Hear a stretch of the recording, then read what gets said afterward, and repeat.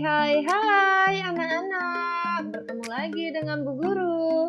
Anak-anak, hari ini kita akan belajar tema 4, globalisasi, subtema 1, globalisasi di sekitarku, pembelajaran kelima.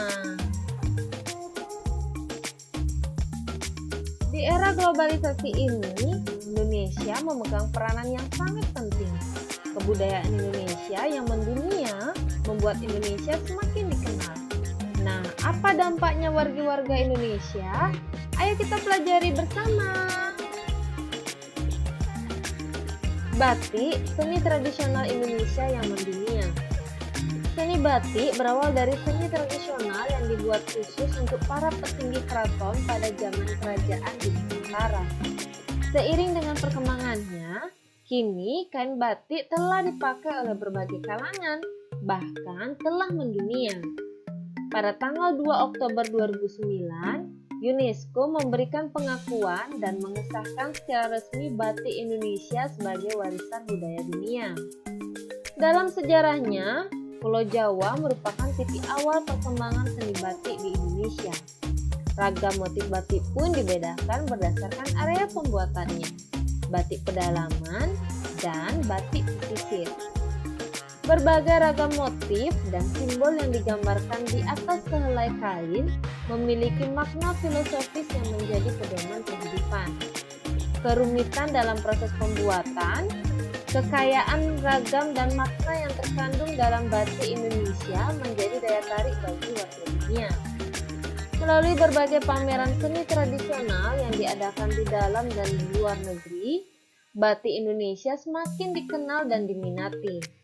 Bahkan, beberapa tokoh dunia gemar mengenakan pakaian dengan motif batik Indonesia setelah mengenalnya sebagai tanda mata ketika berkunjung ke Indonesia.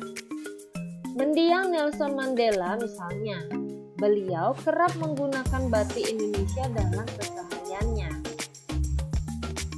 Saat ini, batik karya pengrajin tradisional mengalami lonjakan pemesanan dari mancanegara untuk pasar dunia.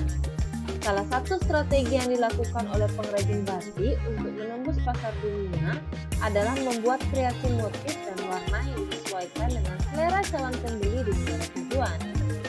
Kelestarian batik sebagai seni tradisional harus terus dikembangkan dan dipelihara untuk meningkatkan daya jual dan kesejahteraan pengrajinnya. Anak-anak, setelah kita membaca teks tadi, sekarang mari kita diskusikan beberapa hal. Nah, apa tujuan awal pembuatan batik? Iya, seni batik berawal dari seni tradisional yang dibuat khusus untuk para petinggi keraton pada zaman kerajaan di Nusantara. Jelaskan apa yang kamu ketahui tentang motif batik Indonesia.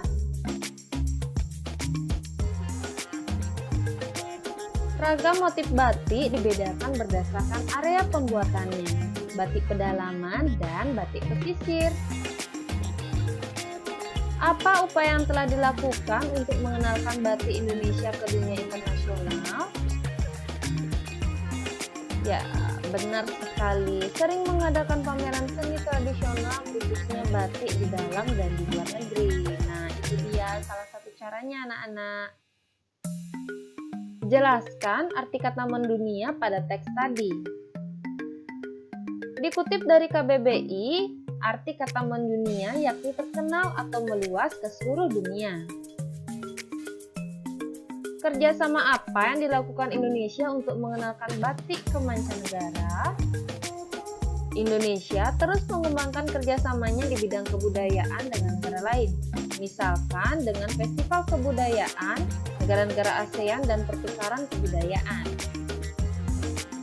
Apa manfaat yang dirasakan ketika batik semakin dikenal? Indonesia semakin dikenal oleh dunia. Jika masyarakat dunia melihat batik, mereka akan langsung tahu jika itu adalah budaya Indonesia. Ya, jadi itu manfaatnya anak-anak. Negara kita menjadi semakin terkenal dan dikenal oleh masyarakat luas. Sebagai warga Indonesia, tentunya kita sangat bangga dengan pengakuan dunia terhadap batik.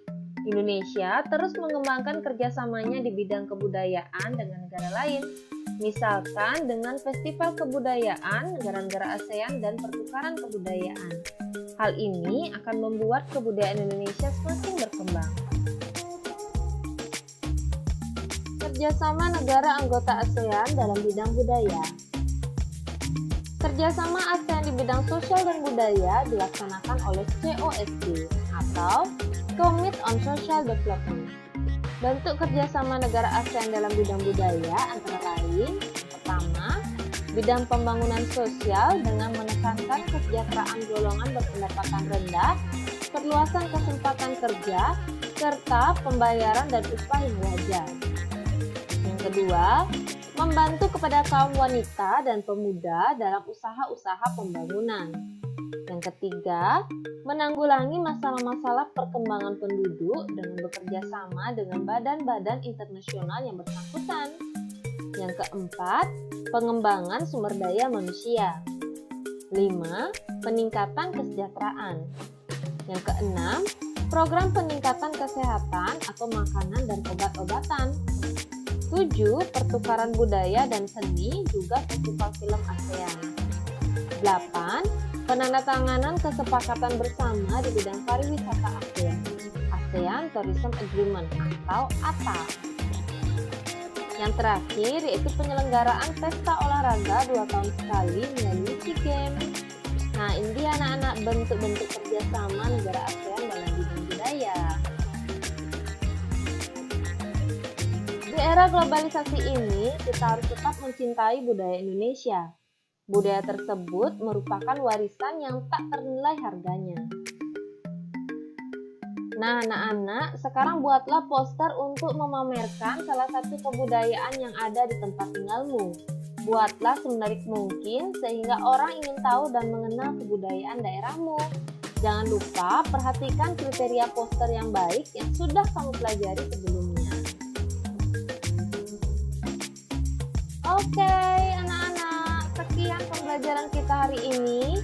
Terima kasih Bu Guru ucapkan karena anak-anak sudah menyaksikan video ini dengan sangat baik. Seperti biasa, sebelum mengakhiri pembelajaran, sekarang silakan anak-anak kerjakan soal refleksi berikut ini. Soal refleksi. 1. Apa upaya yang telah dilakukan untuk mengenalkan batik Indonesia ke dunia internasional? 2. Jelaskan arti kata mendunia. 3. Sebutkan bentuk kerjasama negara ASEAN dalam bidang budaya. Yang terakhir, silahkan anak-anak buat poster untuk memamerkan salah satu kebudayaan yang ada di tempat tinggalmu. Nah, anak-anak silahkan kerjakan soal ini pada buku latihan kalian. Dan untuk tugas posternya, anak-anak boleh kerjakan pada buku gambar kalian. Selamat mengerjakan anak-anak, dan sampai jumpa pada video-video pembelajaran berikutnya. Bye-bye anak-anak Bu Guru.